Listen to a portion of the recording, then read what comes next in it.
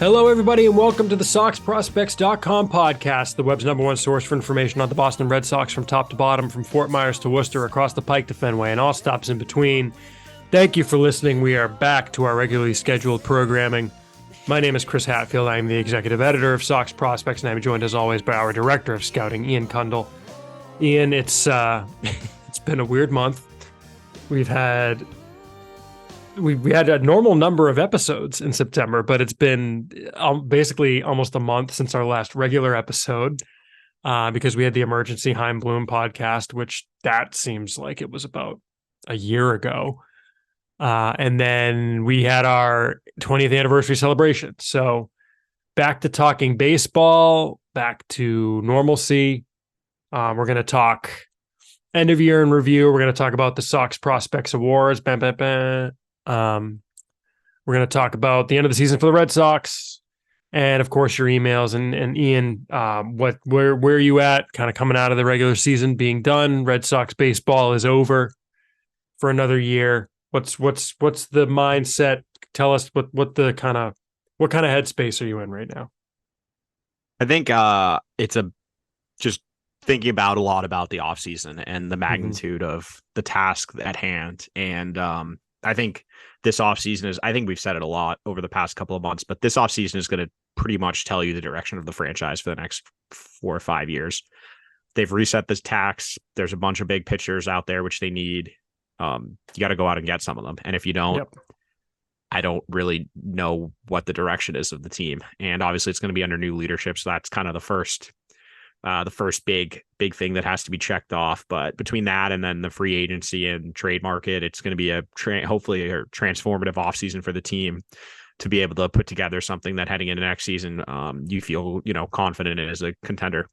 Of course, if you want to support the show, you can rate and review us on iTunes, Apple Podcasts, Spotify, wherever it is that you listen. Tell a friend, tell a neighbor, tell the person in your carpool, tell someone on the train, tell someone on your commute to work, tell someone at work, tell someone at the water cooler, tell someone at lunch.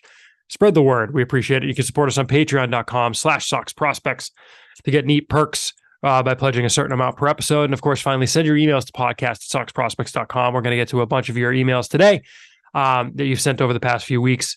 We appreciate you all for sending them in, but we want to talk about what you all want to hear about. So send us your emails. Again, it's podcast@SoxProspects.com. Yeah, it definitely is an important time for this franchise. I mean, it's, one of the weird things that I've seen in response to the Heim Bloom firing was, I don't understand people asking why they didn't wait till the end of the season. And I don't understand why you would want them to. Like, if you're going a different direction, first of all, you owe it to the guy to move on, like rather than just have him be there for 2 weeks as a sitting. I mean, duck. I don't think a single GM has been fired since the season ended, right? They were all.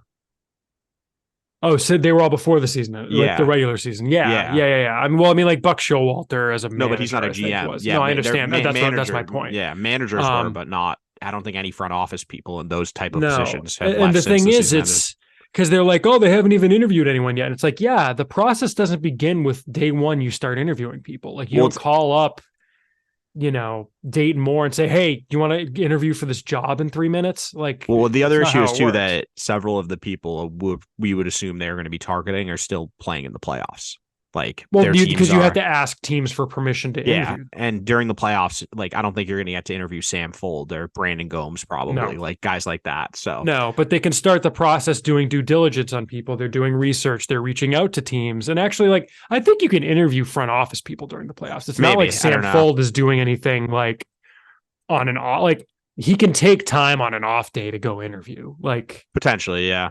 It's not like they're relying on him for on-field strategy at this point in the season. I think the Phillies know what they're doing at this point. Do you want to just quickly knock out the biggest news from the GM search? Someone basically being eliminated from. Oh, the fact that Alex Cora has said that he's not. Oh, no, that's not what I was talking about. Mike Hazen got an extension today from the Diamondbacks, which good for him. I mean, yeah, he's clearly very happy out there. And I'm glad that's happening now because that was obviously a very popular rumor around here.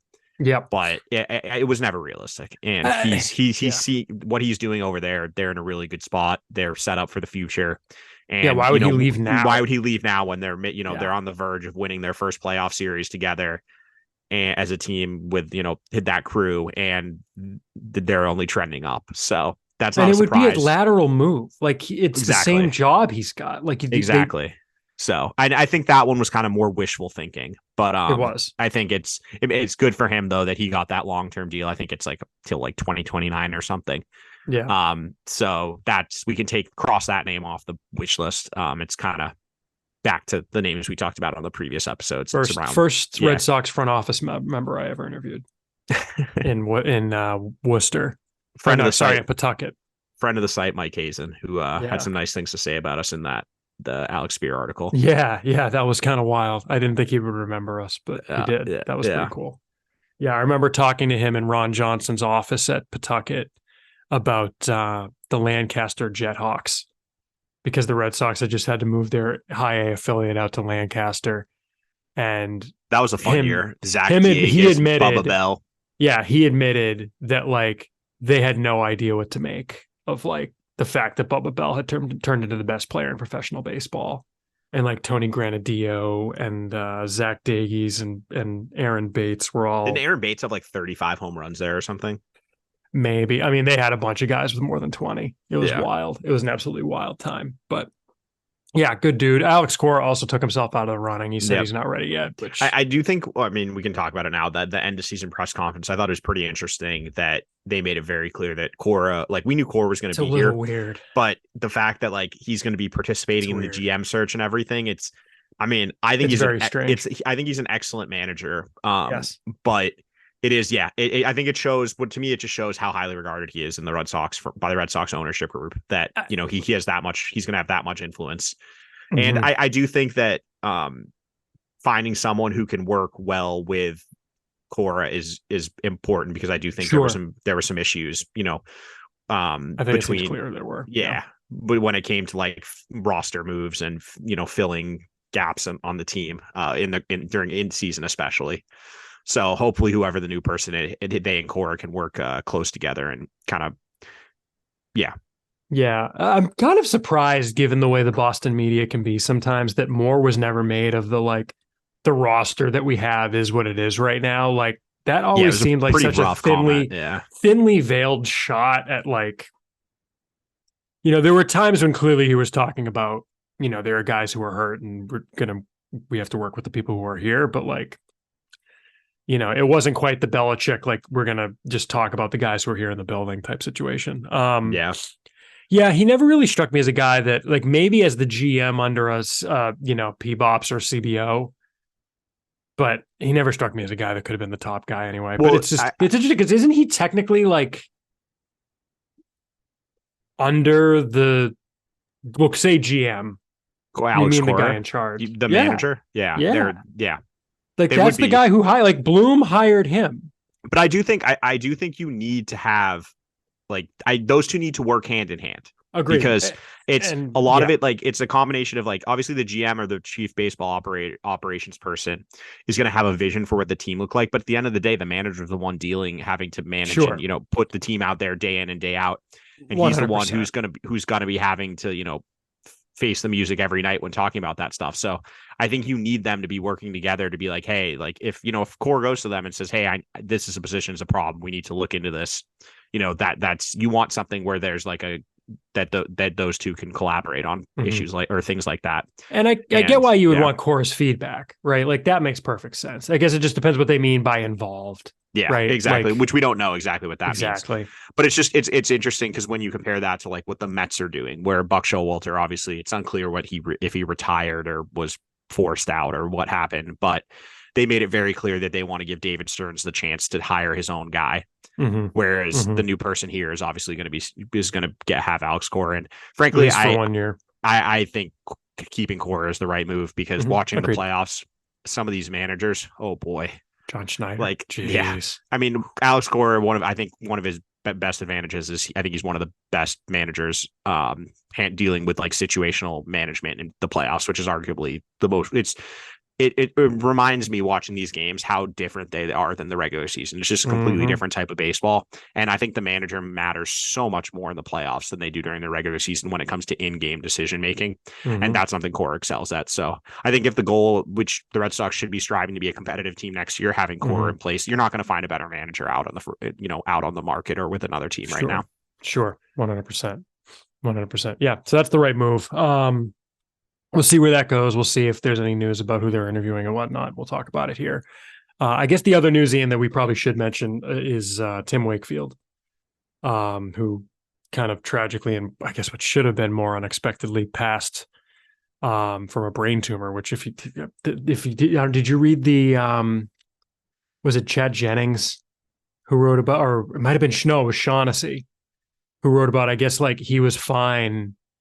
It was having vision problems, went in and like they found the tumor, immediately underwent surgery and was like gone in a couple weeks. Like, yeah, it's really it's sad. wild how quick that happened. It's really sad.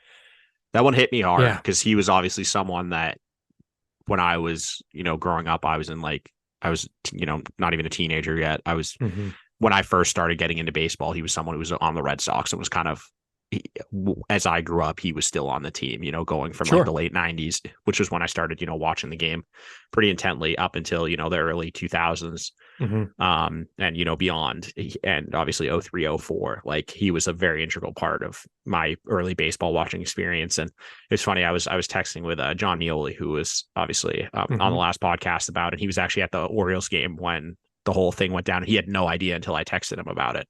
Really? Yeah, no, he didn't know until they announced it at the ballpark. Oh, yeah. And then we were talking about it, and we both had the same realization that we were thinking back to the old Red Sox games we went to, and we both pretty much like right at one after another said, I remember seeing Tim Wakefield a lot more than I like at pitching. Pretty much every time I went, it just seemed like Tim Wakefield was on the mound. That was the running joke. And, yeah. And pitching, of course, Wakefield. Yeah. And it was just funny because we both said the exact same thing, and it was like I would venture to say that at least half the games I went to, Red Sox games I went to when I was younger, Tim Wakefield was pitching. Well, it was an institution. And he was, he was awesome. It was, and I think you had a great tweet about it too.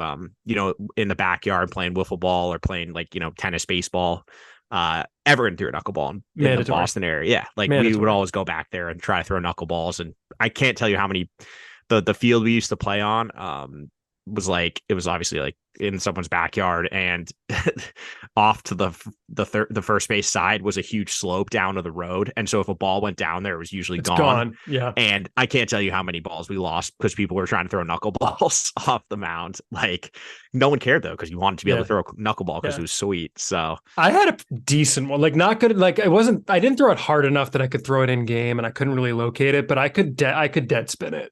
I couldn't. Like, mine was a joke. It was bad, but and I think it shows how good Tim Wakefield was at what he did, that no one is throwing. Like there's one guy finally made it back to the big leagues for the first time in several years. There's a knuckleballer this year. The guy with the Padres, Marcus Waldron, or no, it's not Marcus Waldron. That was it's something Waldron. Okay, Kyle? Matt. It's Matt. Got it. Yes, Matt. And it just shows how hard and how impressive it was that he was able to make such a long career and get, 200 wins with the Red Sox? Yeah. Throwing that pitch, which obviously was so, hit or miss, from you never know if you had feel of it or not. So yeah, that one, that one really since hurt. It's like R.A. Dickey. R.A. Dickey was probably the most successful recent example because he won a couple Cy Youngs, right? Or one at least. Maybe one. I think one. Because he came up, he like made it to the majors not as a knuckleball guy. Yeah, and then he reinvented himself. Like had to reinvent himself in the minors. Yeah, I know now. It's like every time I see a knuckleballer, which I saw one last year in Greenville, funnily enough. And it's just like such a novel Maryland thing. Guy? No, he was on the Pirates. He's like 280 pounds. It was awesome. But right. Because the Red Sox had the guy that went to UMass, Kevin Biondic. Oh, yes. Who threw the knuckleball in the minors. R.A. Dickey won the Cy Young in 2012. He was 20-6 with a 2.73 ERA, 230 strikeouts, and 233 innings. There you go.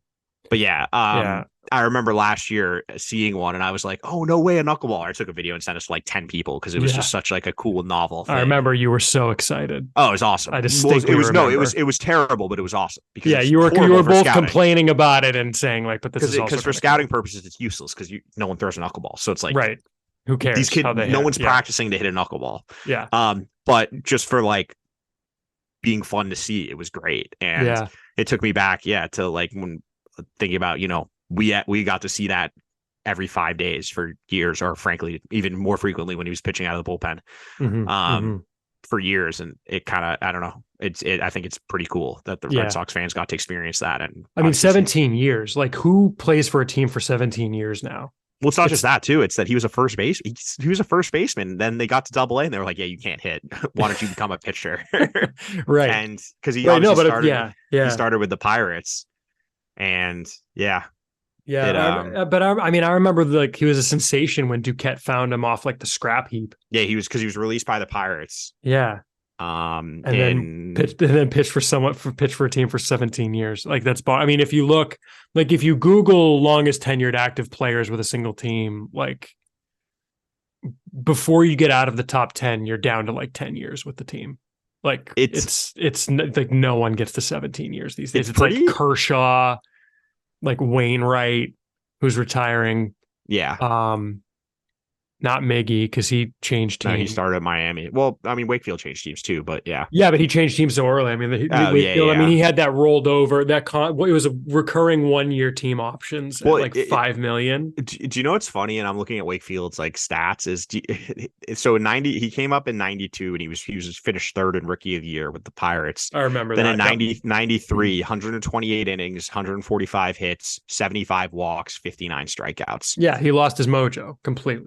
Missed a season. He went to the minors. He went to the minors. And then the Red Sox got him in 1995, and he finished third in the Cy Young Award and 13th in the MVP. Yeah. And I think the funniest part is his stats that year: 16 wins, 8 losses, 195 innings, 68 walks, 119 strikeouts, 1183 whip, 4.53 FIP. And it's funny to think of, just look at how much baseball has changed, that type of stat line would not even get consideration for any like award these days. But back in the day when that's how, that's how the game was viewed, that, those 16 wins, those innings, that was what mattered. And it's just interesting how the game has evolved. Well, the thing too is he started that year like 13-1. Or something. Yeah, like he came out hot, and then he kind of tailed off at the end, which is, I think it like cost him the Cy Young. Like he was the front runner for like a decent amount of time. And then I love though that he comes back in 2009 as a 42-year-old and makes the All-Star game, because I think that's the other thing people forget is, or I had forgotten frankly, was that he played till he was 44. Yeah, there's hope for me. Yeah, you still got a few years. I guess I got to work on my knuckleball. But yeah, no, I mean, maybe I could podcast more if I played baseball.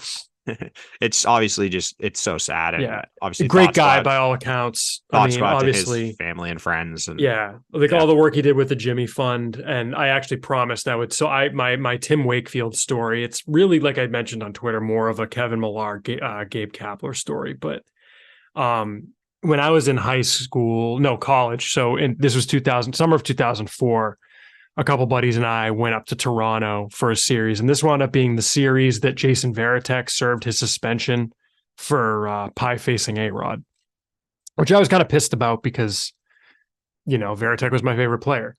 So went up to Toronto, and the first day we were there, we're walking towards the now Rogers Center. I think it was still Skydome then. It might have been the Rogers Center then. We're walking up, and there's this like walkway you walk up, and off to the one side, there was a guy selling, those like caricature paintings that you can get at like fairs and stuff. And they have them of like celebrities, and they'll do you, but they mostly have like celebrity examples and stuff like that. The big headed ones. Yeah. There's it's like cartoonish. And so I'm walking and I'm looking at these things, and I almost walk into someone. Right. And I'm like, oh geez, sorry. And I look, and it's this stern faced dude, arms crossed, looking a little bit like kind of annoyed. And it's Wakefield. And I'm just like, okay, wait, Tim Wakefield's just out here. Why is he not getting mobbed? This is weird. Like, and I'm like, okay, we're in Toronto. I guess it makes a little more sense. But I look over at what he's looking at, and he's looking over at this caricature area, and Kapler and Millar, who of course were the two like quote unquote clubhouse guys on that team in '04, are over buying one of these caricatures the guy painted of Manny Ramirez. And they are giggling like school children. And it looked like the clear situation was that like Wakefield had been sent with them to be the chaperone and was like the angry parent just being like, keep in mind, it's close enough to game time that like we're walking to the park. Like it's not like 5 minutes before the game. Like we got there a little early to walk around. I think we ate at the Hard Rock. Like we ate dinner, but like it was the afternoon. Like it wasn't first thing in the morning. And you could tell he was just kind of like, let's go. What are we doing here? But it was just funny. Like I almost walked into Tim Wakefield. Now I would have probably handled it a lot different and actually said hi, but I was like terrified then because I was just a college kid who didn't know his rear from his elbow. But yeah. So that was my Tim Wakefield story. I almost walked into him when he was chaperoning Gabe Kapler and Kevin Millar outside of the Rogers Center. But rest in peace, Tim. Thanks for everything. Well, I guess getting back to on-field things, Ian, the Major League Club stumbled down the stretch, which I guess is probably better than missing the playoffs by one game. And that at least you get better draft pick and better odds at getting. They have a chance at a top 10 pick, I think, because two of the teams ahead of them are going to get docked, or well, I guess only one now are going to get docked 10 spots. The Mets and the Yankees. The Yankees obviously are finished with a better record than them, so that's not going to happen anymore. Right. But then the Nationals also can't pick in the top 10, so I believe they are going to get. No, the Nationals can't pick in the lottery. I thought it was the top 10. I thought it was the top 6 because it's you can't get a lottery pick in consecutive years when you didn't finish.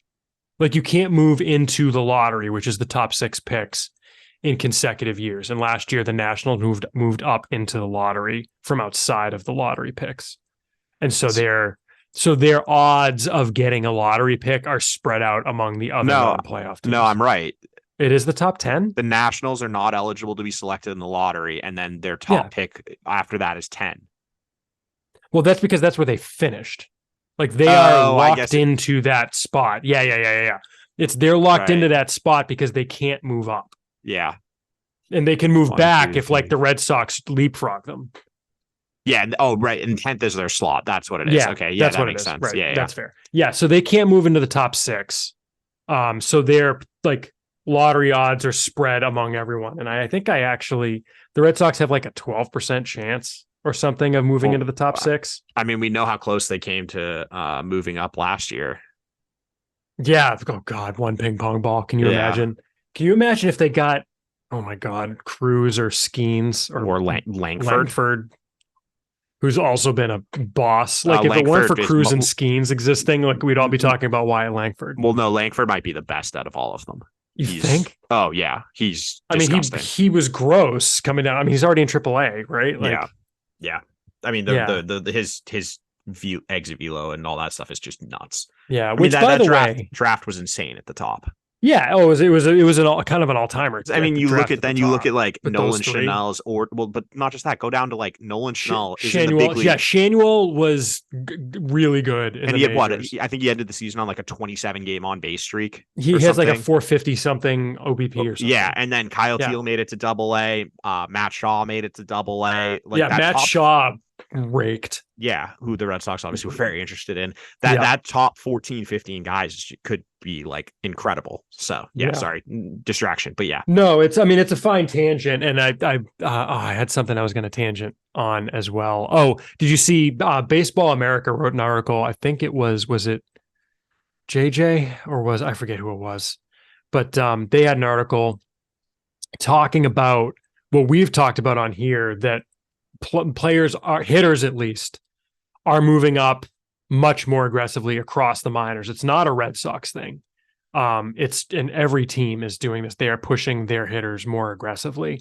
The average age at every level dropped by like half a year, or something crazy. Don't quote me on that. Go read the article. But talking about the factors, the things we've talked about, where it's like not having short season, and there's various other things. I'm trying to think of what some of the other ones were. Some of them were things we hadn't really talked about. Trying to remember, but it's, things like they can evaluate with things other than batting average. You know what I mean? They can evaluate with things like exit velocity, swing decisions. And Roman Anthony on on the Future Projection podcast was the example they gave of someone who, like, you look at his numbers in Salem and you say, why on earth did he get promoted? But all of his underlying data showed that he was being successful. Yeah, that's exactly what we talked about. And he wasn't getting outcomes. That was what we said when he got promoted. Exactly. Because when we were looking at the data, it was like, this doesn't match up. The on-field outcomes are not supported at all by the data. So, and then sure enough, and I think it just goes back to what we talk about, where minor league stats are just getting devalued even further. Like, it's a lot more than, and what I mean by minor league stats is like the stuff you can see on publicly.com. Yeah. Yep. BREF. Like average, exactly. OBP, things like that. And even things like walks. Yeah. Like, not all walks are created equal. Like, I don't care how much a player walks in low A anymore. No. The pitchers there terrible. Aren't good enough to throw strikes. Well, it's also, too, you'll see it, like, there's a big difference between competitive walks and just 4-pitch walks. 4-pitch walks in double A, too, even. Like, you see guys just if you get 4 pitches not near the zone, you might walk, but that doesn't tell me anything about your approach. Yeah. Yeah. So, bit of a tangent, but good article for those with a BA subscription. Highly recommend, of course. You should go check that out, because that's a topic we've talked about a lot this year, and it's an interesting one. But getting back to the on-field product in the majors, Red Sox obviously struggled down the stretch. They were playing the kids to a decent degree, Ian. Ceddanne Rafaela was leading off. Wilyer Abreu was playing almost every day. Once there were some injuries at the Major League Club, when I think, was it when Reyes went down? No, it wasn't Reyes. It was when someone got hurt. Down. Who? Casas. Well, Casas went down and they brought up Dahlbeck. But that freed up Abreu to play more, because it meant they could play Turner at first base, and then they could DH Yoshida, and that opened up an outfield spot. It was when Urias went down that they brought up Valdez. That's what I was trying to think of. Yeah. That's what I was trying to think of. So, yeah, they were playing the kids down the stretch, and it makes sense, because I think part of it is they got to figure out what they're doing at second. And the report from a Chad Jennings article the other day, Ian, that next year they may approach second base like they kind of approached catcher this year, of like, not really necessarily looking to get someone and working with what they have. I don't hate it. I really don't hate it. Like, can you, Frankenstein's monster a second baseman out of Valdez, Rafaela, Urias, if he's still around, Reyes, Hamilton, I don't hate it, because if everything goes right with Meyer, that's going to be Story in a year. I don't know. What are your thoughts on Frankensteining the second baseman? Like, it makes sense to me. I thought it was interesting too. I don't know if you watched the end of season press conference, but they talked about Valdez's defense. They got, I think Alex Cora got asked a question about it. And he mentioned that he's going to play winter ball, and Carlos Fabulous is going to be the manager there. And Fabulous is someone who is he's a very good infield coach. And I think that having Valdez playing in that, environment and getting consistent reps and coaching from Fabulous is going to be really advantageous. And I think everyone knows that he can really hit right-handed pitching. And it's just, and we saw it at the end of the season. I mean, after he came up, 333, 364, 571 with 5 extra base hits. Like, there is a path to him being a usable player, but you have to be able to play defense in this day and age. I mean, we saw it with the Red Sox this season, Oh God, did we? And especially, and I think defense, frankly, it gets magnified in October. Like, if you're a bad defender, the ball's going to find Rays, you. Man. Yeah, the Rays are playing guys out of position because their infield is either injured or not suspended or whatever. But yeah, it's going to be very interesting to see, because if they're comfortable with like a Valdez, Urias, Reyes combination at second base, then that really does open the door for more spending, I think, for the pitching staff, which is where they need the reinforcements. And frankly, I think when I look at the lineup, especially if they go out and get an outfielder, which I personally, I mean, we'll talk about it more, but I personally would try to flip Verdugo and go trade for a big outfielder, preferably one in San Diego. Yeah, I was going to say that rumor is juicy. But I think they don't need a lot of help in the lineup. I think, with the guys coming back, with the team you have, you can put together a pretty good lineup, I think. And if you can do that, especially if you're, and this is what we talked about, with the Dodgers and these other teams, is you have to have certain positions that guys are making them a minimum or, under $5 million. You can't have a star making 20 plus million at every position. And if you can have, a minimum guy at first base, a close to minimum guy at second base, minimum or ARB guys at catcher, minimum or ARB guy in center field, that's a lot of flexibility. If you have, 4 or 5 in 5 spots in your lineup, or positions in your lineup taken up by those guys making near the minimum or an arbitration early ARB. And so, yeah, I think that it's definitely something to consider, but I maintain with Valdez, he's someone who has to, less is more with him. He needs to be used specific in very certain situations. And you just need to know that there's times where you're just going to, you can't play him against like good lefties, like things like that. If you want to maximize his, effectiveness. And there's nothing wrong with having that at one position. It's just in the past couple of years, the Red Sox have gotten in trouble when that's been like 4 spots in the lineup. Right. And I think you're seeing it's an interesting one with the Rays, because obviously the Rays lost today and they try to platoon and do all that stuff. And I think that when you get to the playoffs, it's a lot harder to do that because teams are just like, okay, we'll just take our pitcher out. We don't care. Like, you saw it today. Starters are going 2-3 innings. They don't really care about those guys working deep into games. It's all about matchups, especially in that first round when it's 3 games. If you can knock it out in 2, like you can rest everyone. Exactly. And it's like once if you're trying to platoon multiple positions, once you make that first sub, you're stuck. Like so you lose that advantage for the rest of the game. So that is obviously the flip side of why it might not work. But I do think it was interesting to me and not that surprising, frankly, that Valdez and Abreu had really good end of seasons. And if you look at their like StatCast pages, there's a lot of red there. And then Rafaela's is basically the complete opposite. I think Ceddanne Rafaela is obviously, we've talked about his defense, but I think he showed what he needs to work on. He had 76 at bats in September. He hit 237, 280, 382 with 4 walks and 25 strikeouts. Say the slash line again. I think he kind of got garbled. Sorry. 237, 280, 382. 280, 382. Got it. Yeah. Yes. So it's a 662 OPS. Yeah. And I personally, and I think that he's someone that I would want starting next year in the minors. I still think he needs more time. And I would not be ready to count on him as someone I'm penciling into the everyday lineup starting beginning of next season. And look, I think he showed he just showed that there are still a lot of things he needs to work on. Yeah. And look, if he comes in and forces the issue, cool, great, move someone. Like, okay. Fine, that works for me. But it's like, honestly, like the bigger question to me is like, how much of a shot does Wilyer Abreu get? He looked better to me, like as being better. In terms of being ready. International League All-Star, deservedly. And if you look, it's backed up by his batted ball stuff. Yeah, it's legit. Like, and this is the question: is how much do you read into the small sample argument? Because if I'm going to play, and be a negative Nancy, it's 31.7% whiff rate, 27% strikeout rate.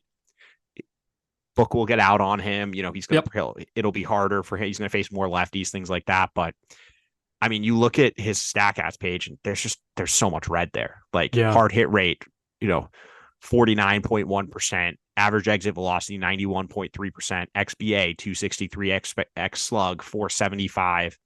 Chase rate only 25%, walk rate 11%. Like there's so much to like there. Yeah, and it's a good profile. If he is legit, like the way I kind of look at him is I honestly wonder if he's just more or less a like for like replacement for Verdugo. Yeah, I mean, to me, because for Abreu to me he's someone who he's gonna walk a ton. It's a really good approach. He's got a really good arm. The defense, 6th or 7th. He's going to have to improve a little bit on the defensive side, and he needs to improve some of his decision making when making throws because he does have a really good arm. Like he was 97th percentile for arm strength this year. But he's going to walk a lot, high OBP. I'm not sure. Like for as hard as he hits the ball, I'm not sure it's a true plus raw power or plus. He's not going to hit like 25, 30 home runs in my opinion. I think he's more someone who might end up around like, the 15 and 20 range. But I could easily envision a scenario where he's running, like a 350, 360, 370 OBP and doing that. And that's such a valuable player. Yeah. And I just do kind of wonder if his emergence really frees them up to seriously consider moving Verdugo and and going with an Abreu like right-handed platoon in the right field. Well, that's what I'm saying. Like, I'm not ready to give him a starting job yet. No, but I'm giving him the opportunity to win one.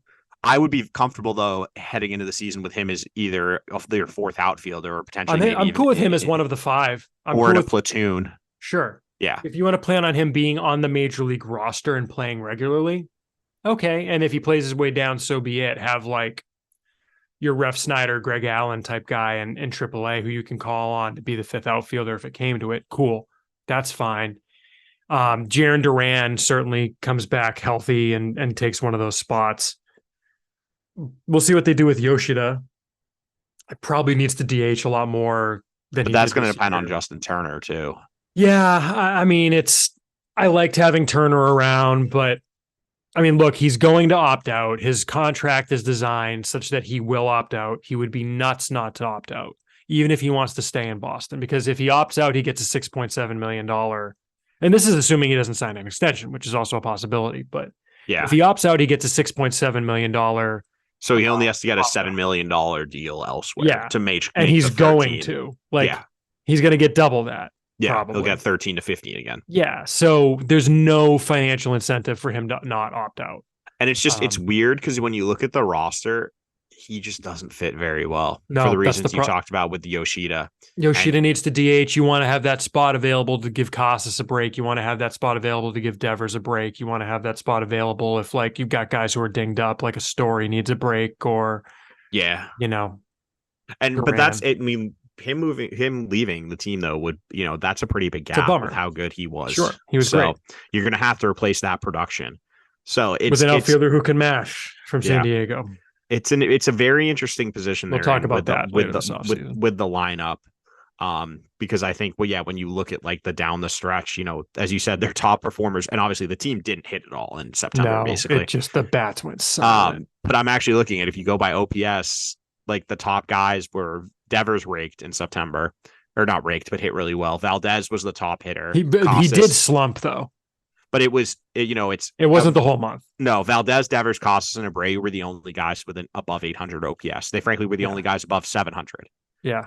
So it shows you kind of the split there with the team. And I think part of it though was Duvall was getting irregular playing time. Yoshida was getting irregular playing time. I mean, Yoshida was gassed. Like you could tell. You could tell. I don't think the WBC being this year did him any favors in his preparation for the rigors of this season. And jumping from 144 games to 162 games, plus the more additional travel, like you're traveling a lot more, you're living out of your hotel a lot more. Yep. It's a different animal. And for someone who's built like him, I think it caught up with him at the end. And you could just see his bat was starting to drag. He was swinging and missing more. He wasn't walking as much. He kind of got away from the player we saw the first, first 5 or so months of the season at the end in that last couple of, last 6 to 8 weeks. Yeah. We'll see. And obviously we'll talk more about the major league roster as time goes on. I guess moving down to the minors, Ian, a couple of things worth discussing. First of all, the Arizona Fall League, the Red Sox contingent was announced, and they've actually started play this week down for it's the Glendale Desert Dogs, I believe is the team, which I've always liked that logo, frankly. But contingent of 8 players who are there. It's an interesting split. It's 5 pitchers and 3 position players. There's catcher Nathan Hickey, middle infielder Brian Urbanski, outfielder Corey Rozier, and then starting pitcher is Zach Penrod, which is interesting. And then 4 relievers in Felix Cepeda, Brian Mata, Wyatt Olds, and Christopher Troy. It's a pretty solid group, Ian. The only one that's not in our top 60, I think, is Olds. I think everyone else is. And even with Olds, it's clear why they sent him. Everyone seems to have a narrative for why they're there. So I guess starting with the hitters, I mean, Hickey seems pretty clear. If you assume that they're not going to send someone in Kyle Teal, who they just drafted, he was the pretty obvious choice. AA, great year, needs work behind the plate, get him more reps. Obvious.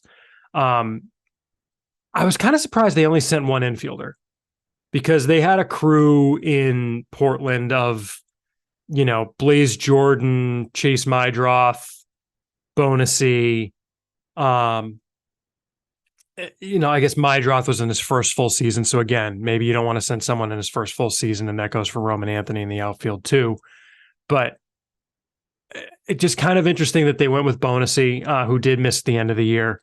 So maybe it's just they needed, and he missed some of the start of the year as well. I think Bonusy makes a ton of sense. He needed He needed more reps. Yeah. Because he was behind the other guys who, Jordan was healthy all year and got reps. Mydroth was pretty much healthy all year. I mean, because if you look at the rest of the options for the infield, they all, other than Meyer, who wasn't going to go, they all pretty much played the entire. They all pretty much played the entire season. Yeah. So Bonusy missed the first month, was it, or 3 weeks, and then he missed the last couple of weeks or 3 weeks. Well, he also missed time in between. Remember, he had that he pulled his groin or hamstring or whatever. Oh, hamstring. That's right. Yeah. So he missed a decent amount of time. That's true. I think he only had like 250 at bats this year, I want to say. No. He had to have had more than that. He had 250 in Greenville and 60 in Portland. Okay, so 300. Yeah. 300. Okay. But I mean, in the ballpark, like that's half so of he what needs you would the reps. expect. That's true. I think I also didn't know if he was going to go because he was inactive at the end of the year. Yeah. That's why I wasn't thinking of him. And then in the outfield, Rozier, again, if you're not sending Anthony, made perfect sense as the AA guy who had a pretty good year. Yeah, I also kind of he's Corder's year he had a great year. I think it's a nice reward for him to get to keep playing. It's a good test against, some solid pitching. Like some of the guys you're seeing are really good. Jackson Jobe is out there, Ricky Tideman. Getting Jackson Jobe on day one. Yeah, you're going to see some good pitching out there. So I think that's a good test for him to kind of see what, how real was what he did this year. Because obviously I think there are certain things he does that in the new way baseball is played are pretty beneficial. Yeah, he's got speed. He's going every time he gets on base in AA. And the thing that I like about him, and it's kind of like the inverse David Hamilton thing, is he's not trying to hit home runs or hit the ball in the air. His goal is to hit the ball line drives or on the ground and use his speed. And I it's a throwback type approach to the game, but I really like it for him because I think it maximizes what his best tool is, which is just his speed and athleticism. Yep. Yeah. I think the pitching is, to me, far more interesting, though. Yeah. So Penrod as the starter is fun. And I think we kind of started to wonder if that might be the case when you saw him and he was a thing. And I think you said that on the pod. I did say that. I think I said I was pretty confident he was going to go to the AFL. And do you see what he did in the first game? Bumping 96.7 from the left side with 57%, I want to say, whiff rate on his changeup. He was 4 innings, 3 hits, 1 earned run, 3 walks, 4 strikeouts. As I said, fastball is up to 96.7, 4 whiffs on 7 swings on his changeup, which is really encouraging. And that was the pitch that to me stood out the most of his secondary offerings when I saw him. It was one of those ones though that it was interesting. He would throw a couple that were like border like 55s. Maybe you can even throw 60 if you were generous. And then there are other ones that were like a 40 because he really, really slow his body down. But if he can lock in with that pitch, a lefty up to 97 with a good changeup, that's like a legit. Is there a chance he's pitcher Daniel Nava? I think I said it after I saw him. I would not rule out him pitching in the big leagues at some point. The stuff is not what you expect out of an indie ball guy. And it's so weird that he's Rule 5 eligible given he's played like 1 season in the minors. Yeah. Are we sure he's Rule 5 eligible? It's just the years. It's based on the number of seasons after you sign your first contract. But even if you're not on a reserve list? I think, yeah. That doesn't make sense to me. That. We should check that because it's interesting.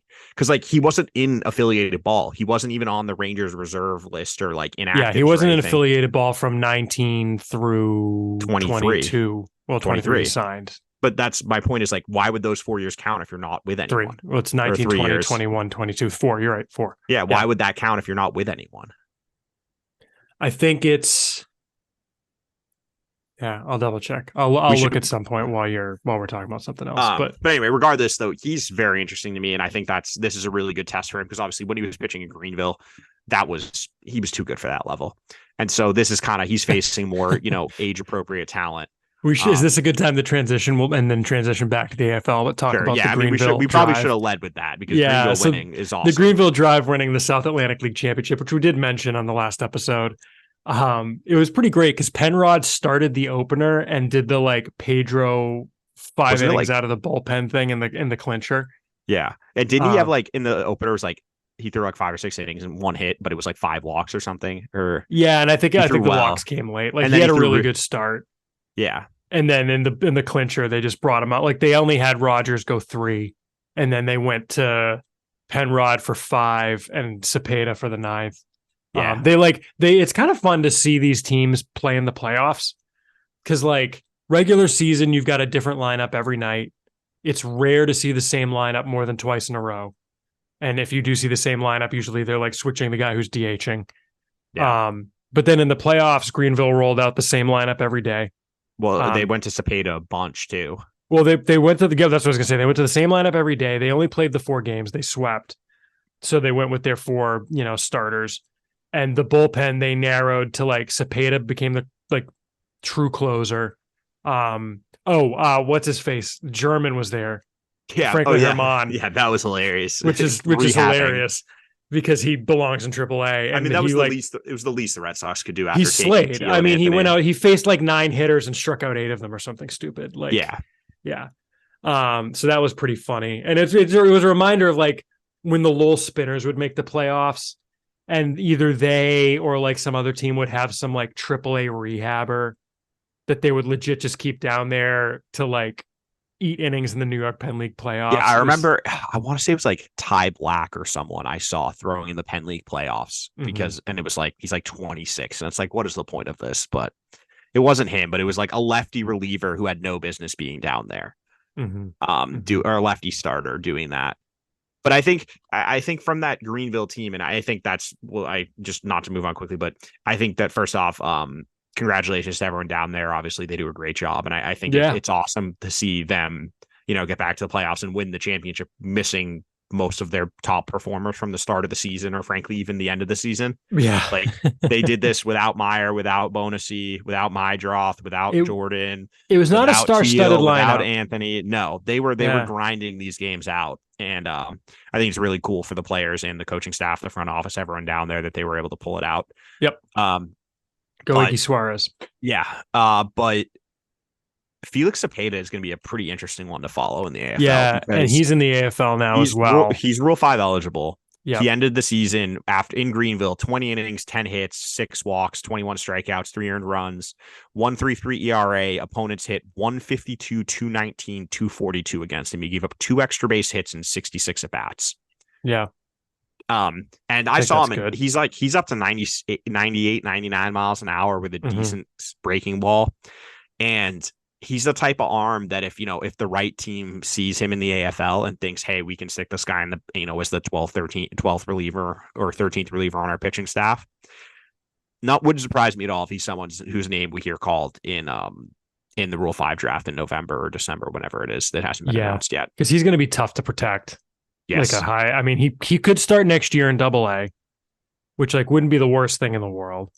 But still, it's hard to protect a AA reliever. Yeah, that's just a lot. I mean, look at it this way. The Red Sox didn't protect Wickelman Gonzalez last year. They got lucky there. They got lucky, but I would protect last year's Wickelman Gonzalez over this year's. Well, and I guess the way you have to look at it, it's a binary thing. It's either you get picked or you don't. It doesn't matter if it's close. If they don't get picked, it doesn't change anything. Right. So, yeah, I think that he's going to be a fascinating one to see out there. Obviously, I think the biggest name there, maybe definitely for the Red Sox, is no Brian question. Mata. Yeah. And I'm very interested to see what he looks like, because I still have no idea what he is. I mean, I think he's a reliever. It's clear he came back at the tail end of the year in September in AAA, which I guess happened during our regular episode hiatus. Pitching in the bullpen, which obviously made sense given that he hadn't ramped up at all. But I think it seems clear to me at this point, you've got to just pitch him out of the bullpen. And maybe a couple years down the line, if you want to try to move him back to the rotation, you can. But that never works. Let's be honest. Yeah. Well, I mean, if they came out this week and said, like Cora said at the end of season press conference, they're not convinced that Josh Winkowski can't start, which is interesting. I would like him in the bullpen. Yes, I think I agree. But it's look, he's out of options. He's got to be up. The way he makes the major league club is in the bullpen. So pitch him out of the bullpen. He's not going to be a starter, so I agree. Some experience in the bullpen. So he made his debut, and I think it was 1 inning, 1 hit, 2 strikeouts. I want to say, I'm trying to find the box score right now, but so he's the one I'm probably most interested to see, just because of his unique his 1 inning, 1 hit, 1 strikeout. His circumstance is just so unique in that he's out of options, but on the 40-man roster. And then I guess just to quickly, the last 2 pitchers, you mentioned Wyatt Olds. He needs to make up innings. He's going to be a pure reliever there too, which is what we've kind of had him pegged for a while. Yeah. Kind of interested to see what his stuff looks like there, because he didn't take the starting, but maybe in a shorter relief role, it can play up a little bit. Even in relief in Portland, he was kind of the numbers at least didn't jump off the page. And he's a guy who we had pegged coming out of camp last year as a potential sleeper, and then he just couldn't find the plate. I mean, just hitting batters and yeah, I think he hit like the most guys in all of minor league baseball or something. So they demoted him to go through the complex this year to try and fix him, and brought him back up to Double A in the bullpen. So it's one of those things where there's a guy there if they can fix him. So I get why you send him. So unique arm slot, the stuff is good. He throws hard. There's a ton of movement, but it's just hard to harness it. And then Christopher Troy is the last one. Makes perfect sense. Which he's a reliever. He's got to make some innings up, and he made his debut, 1 inning, 2 hits, 1 earned run, 2 walks, 2 strikeouts. I think he got the first 2 guys out, then made one. He gave up like an infield single, and it kind of spiraled a little bit from there. But his stuff is good. You know, he can miss bats. He's fastball, cutter, curveball. He's up to 95, I think, in this first outing. So it's gonna be a fun group to follow him, and I'm interested to see how everything turns out with them. Yep, agreed. It's an interesting group. It's there's no filler.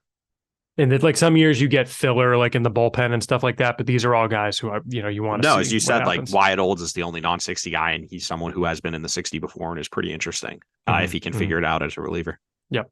All right, shall we move on to year in review in the minor leagues? And I guess we'll start, Ian, with the SoxProspects.com awards. These are being announced this week. This might come out before they're all actually up on the news page, so you may be getting a sneak preview here. But we do our awards and we do our all-star team. Do you want to start with awards, Ian, just to go from at the top? I just thought we would talk about each position and in the right. Well, we've got the awards too. I want to mention as well. Yeah. So I'm trying to pull up the actual list, which I don't know if we have it anywhere. Yeah. All right. So okay.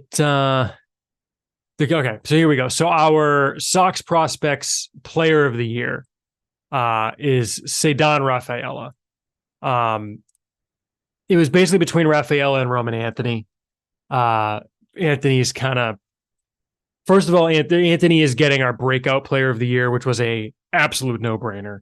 That took all of 3 seconds to figure out, but I think it's age advancement. Maybe you go with Anthony, but Rafael, with the year he had, considering what he brings on defense, what he did in AAA.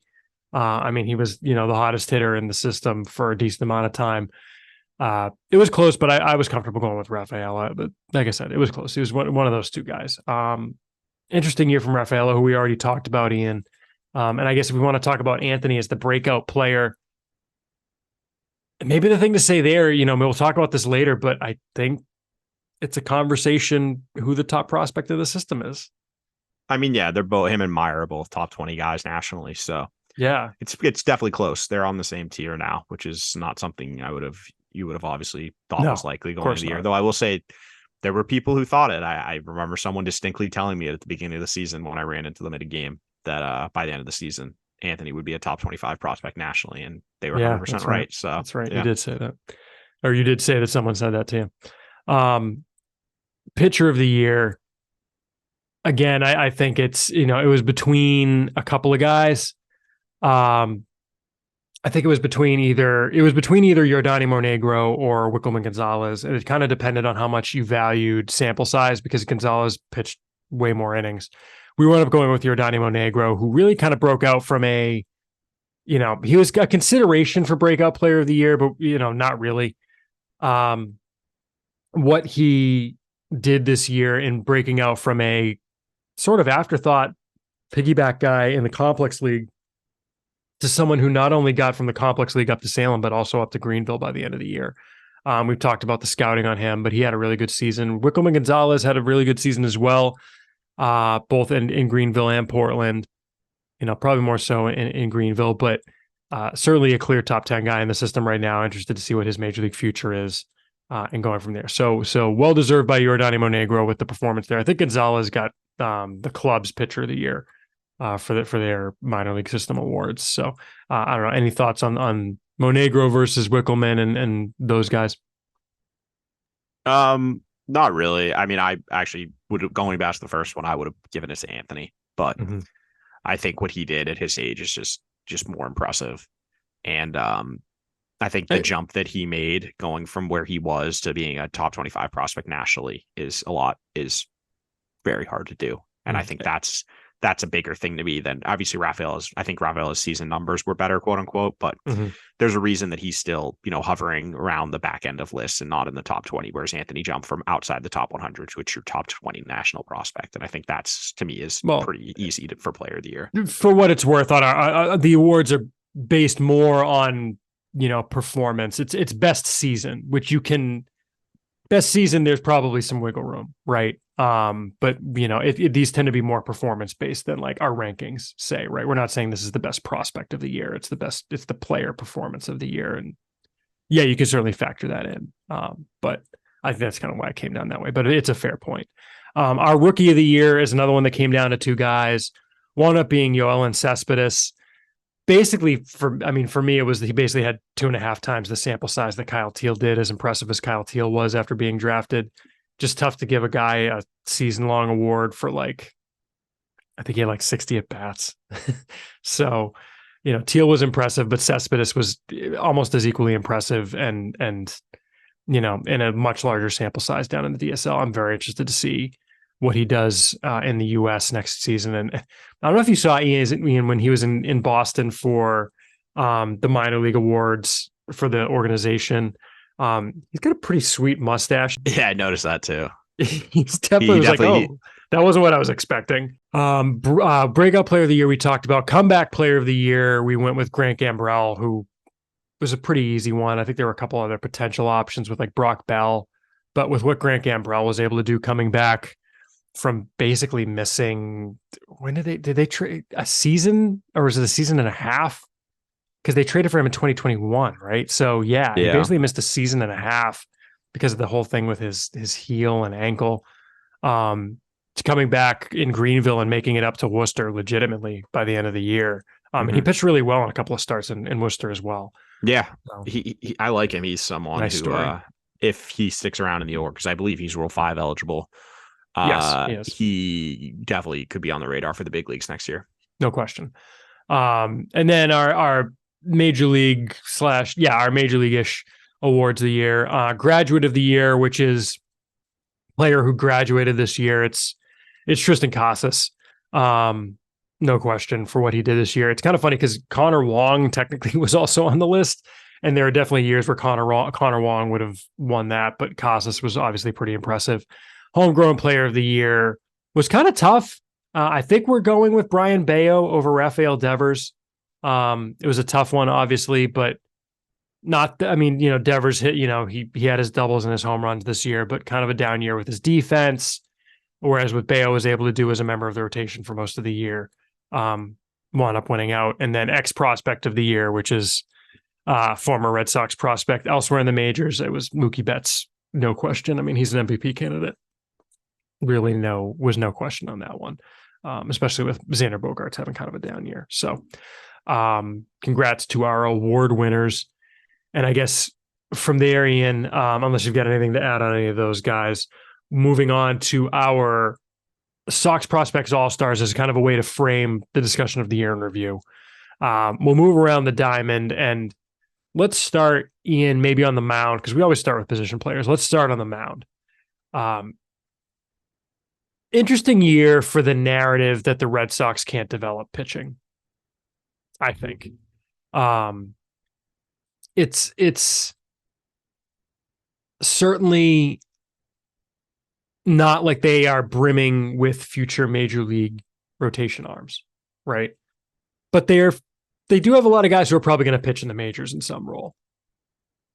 And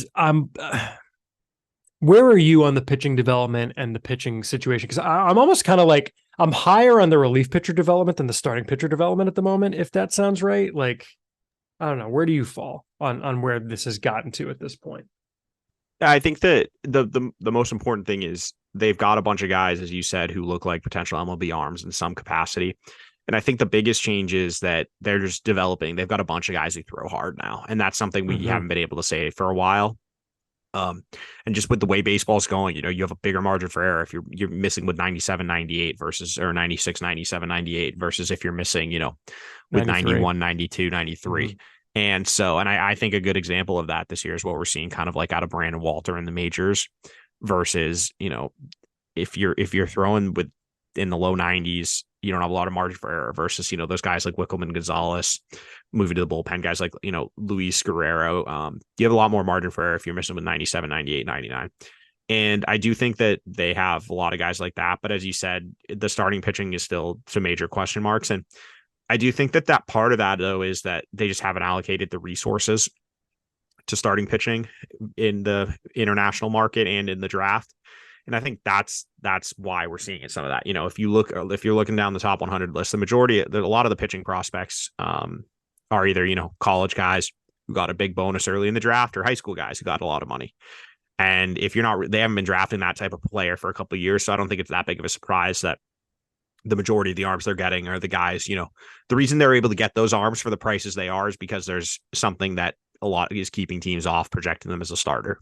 Mm-hmm. And I think that the important thing is seeing if any of the guys in that tier who took that leap this year can make another leap next year and potentially look more like someone who's a surefire starting pitching prospect. Because I look at every pitching prospect we have in the top 20.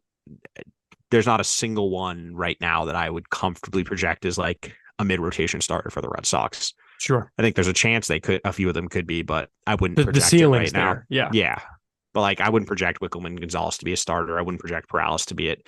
And I just think that, it's going to be, they've taken that first step this year in establishing and obviously further down guys like Monegro, Hunter Dobbins, Grant Gambrell. But now it's, can they build upon it for next year? Yeah, exactly. And I guess we should probably mention the actual SoxProspects.com All-Stars at starting pitcher. And there were a couple guys who just missed, but there's, of course, the aforementioned Yordany Monegro and Wickelman Gonzalez, of course. They were joined by, in no particular order, Isaac Coffey, Jetixon Paez, and Hunter Dobbins. I was kind of surprised, Ian, when I sat down to put my vote in that I did not list Luis Perales, who had a good year.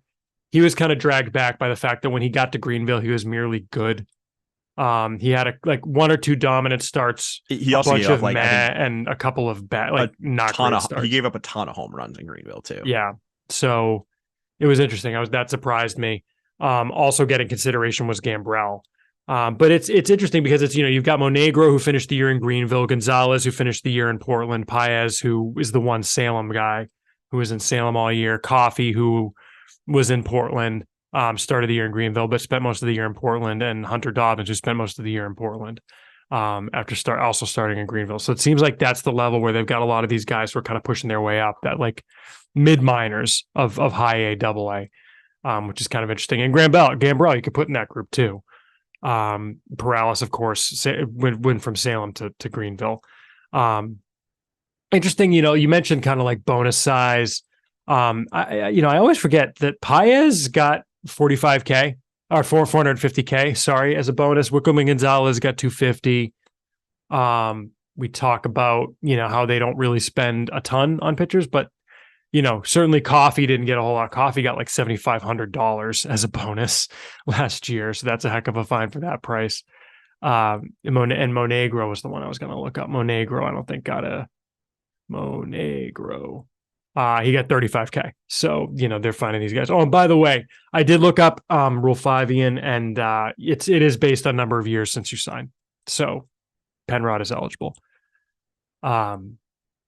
Yeah, kind of an interesting year. Any other, I guess, starting pitchers that you want to mention? Paez, we've talked about him as a guy who, really needs to gain some ticks on the fastball is the key thing. Monegro, it's, you've talked about him in the context of your trip to Greenville, and Perales. I don't know, any other guys who you think are worth mentioning? I just think Hunter Dobbins, I really liked what I saw out of him. in Portland. I have concerns about the delivery and his ability to stay healthy, but I think the stuff is good. And he's someone who, if he can show consistent ability, can continue to show the consistent ability to throw strikes and show, that he can stay on the mound and the stuff doesn't diminish as much. He's someone I actually think could be more viewed as he's more startery than some of the other guys we've mentioned. Sure. There's just risk with injuries with him. And, there were some guys who had decent years. I mean, there's, like CJ Liu had a run there in the middle of the year. Some of the guys who were in Worcester, like Van Bell was good in Portland. But these are kind of the key players in terms of starting pitching. And we talked a little bit about the relievers. Our all-stars on the mound in the bullpen were Luis Guerrero, Felix Cepeda, and Christopher Troy. We talked a little bit about Troy. Guerrero, I think. Guerrero was the organization's minor league reliever of the year.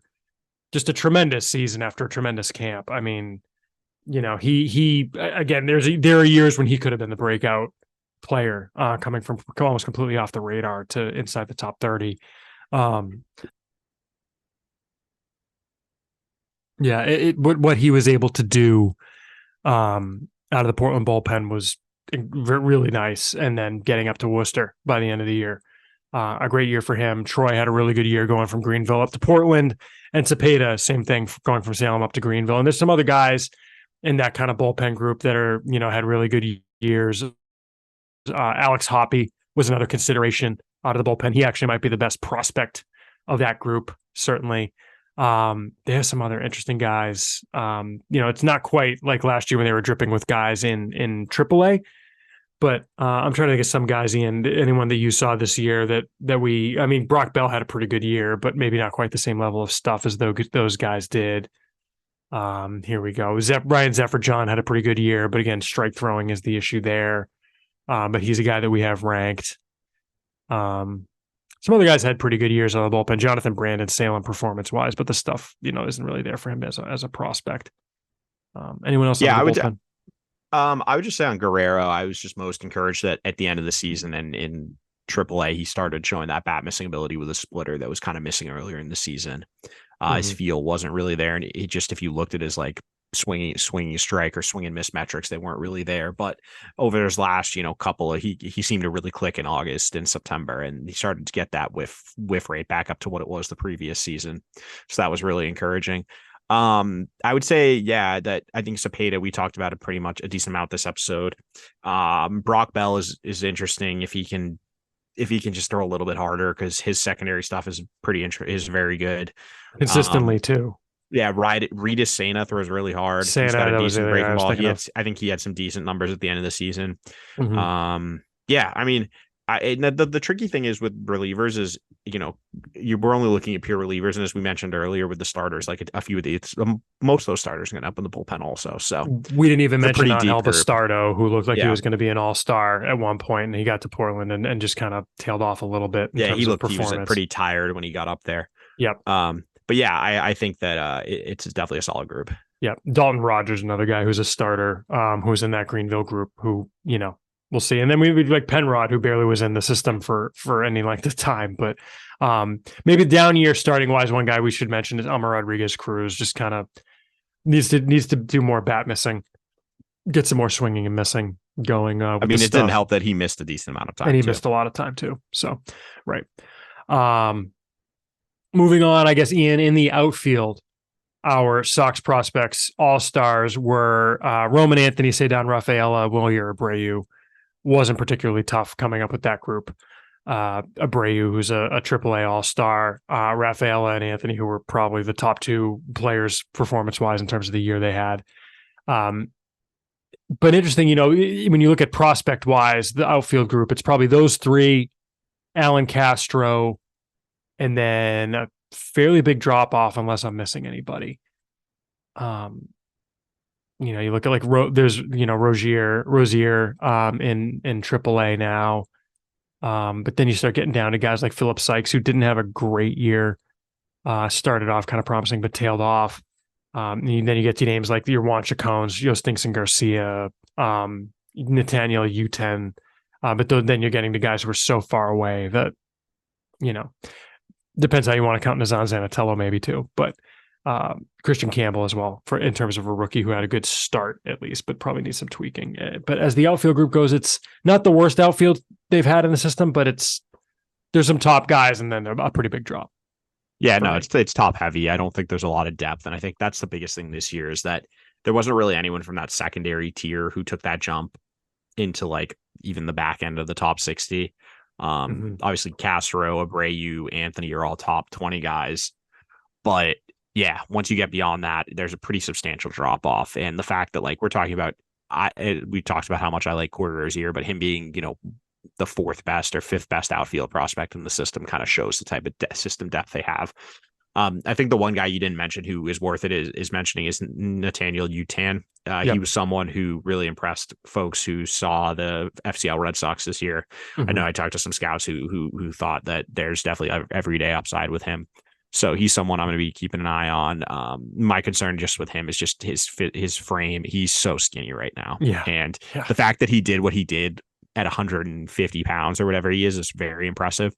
But he's got to get stronger in order to, and we kind of saw it when he got to Greenville already or Salem already. Like he's going to have to definitely get stronger in order to be as successful as he was in the low minors or in short season ball and full season ball.